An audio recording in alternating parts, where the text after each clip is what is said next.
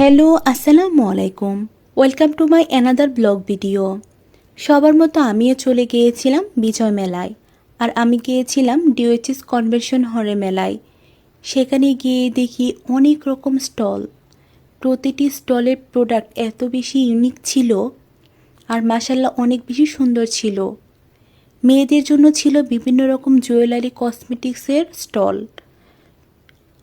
আর বাচ্চাদের জন্য ছিল বিভিন্ন রকম খেলনা স্টল। এছাড়াও ছিল বিভিন্ন রকম দেশি পাকিস্তানি ড্রেস। প্রতিটি ড্রেস অনেক বেশি সুন্দর ছিল। আমার সবথেকে বেশি ভালো লেগেছে বোরকাগুলো অনেক বেশি সুন্দর ছিল। আর সেখানে ছিল বাচ্চাদের জন্য অনেক রকম হ্যান্ডমেড প্রোডাক্ট। আপনারা দেখতেই পাচ্ছেন প্রোডাক্টগুলো কত বেশি সুন্দর। আর আরেক পাশে ছিল খাবারের সেক্টর। খাবারের মধ্যে ছিল বিভিন্ন রকম কেক। আর আমার কাছে সবথেকে বেশি ভালো লেগেছে মোমোটা। আর ছিল বিভিন্ন মশলাদার চা। আমার ভিডিওটি ভালো লাগলে অবশ্যই সবাই লাইক কমেন্ট শেয়ার করবেন। হ্যালো আসসালামু আলাইকুম। Welcome to my another blog video. সবার মতো আমিও চলে গিয়েছিলাম বিজয় মেলায়।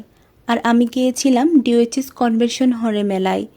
সেখানে গিয়ে দেখি অনেক রকম স্টল। প্রতিটি স্টলের প্রোডাক্ট এত বেশি ইউনিক ছিল আর মাশাআল্লাহ অনেক বেশি সুন্দর ছিল। মেয়েদের জন্য ছিল বিভিন্ন রকম জুয়েলারি কসমেটিক্সের স্টল।